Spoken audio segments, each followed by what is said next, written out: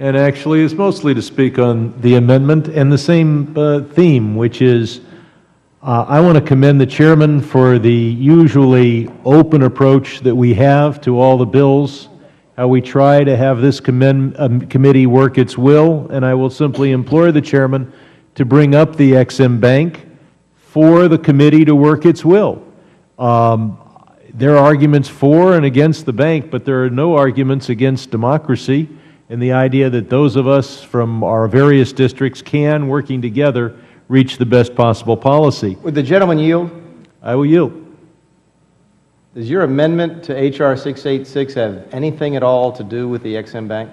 No, it doesn't. I was about to explain the wonderful bridge to the next comment, which is that the open approach that we've taken in this committee is one that I take seriously, and I take seriously the criticism in advance of my presentation of this amendment of the gentleman from Michigan who says that I have it was provided to the committee just a short time ago. I would point out that I apologize for that, and at the same time that we are taking these bills in a completely different order than our side had been told, and had we had the correct information as to the order, it would be hours rather than minutes between the time when he had a copy of the amendment and when he had a chance to hear my pithy comments in support thereof. Now, to the amendment. This amendment would add several protections included in the SEC's no action letter, including prohibiting bad actors, shell companies, and also requiring an M&A broker to obtain the consent of both parties if he's representing both parties. And this amendment builds on the comments of the ranking member. Last Congress, we considered a bill similar to this bill. We were effectively putting pressure on the SEC to finalize a no-action letter to provide relief to the M&A community, and believe it or not, our efforts worked. In January of 2014, the SEC issued the letter. So we've pretty much already accomplished the mission, and I commend the gentleman for his work in the last Congress, which has already achieved most, if not all, of his purpose.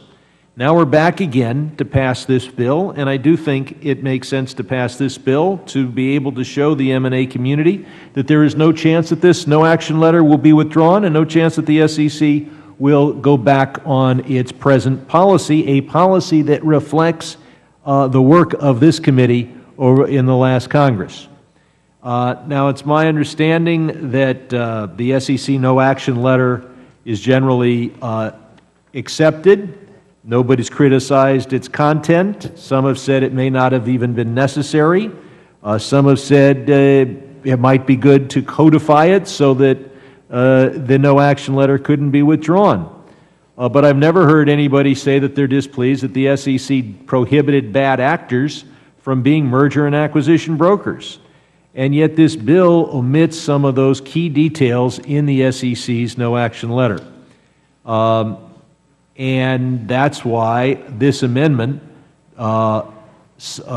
tailors the bill to fit that current policy. Will the gentleman yield?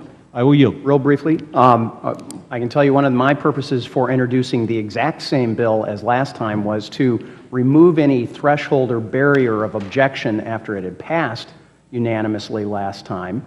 I also had another bill that had passed unanimously last time that had seen some objections creep up. But that was the purpose of why the bill was reintroduced exactly with the same language that it had been from the previous Reclaiming my time, I think it's entirely appropriate that you reintroduce the same text, and then if you'll accept my amendment, we'll achieve the absolute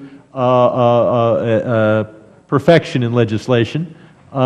Because we will have reintroduced the old legislation, but now we have learned from a lot of work by a lot of staff at the SEC to say, yes, you had it right, but here are a few details. So I'm adding those details to your bill, and I don't think you have a substantive objection to say this shouldn't apply to shell companies, that an MRA, the M&A broker should disclose and obtain consent if that broker is representing both sides in the transaction.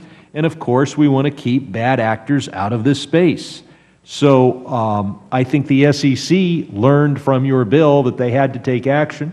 We should learn from the SEC that you got it right. Here are some details to add, and I hope you'll support the amendment.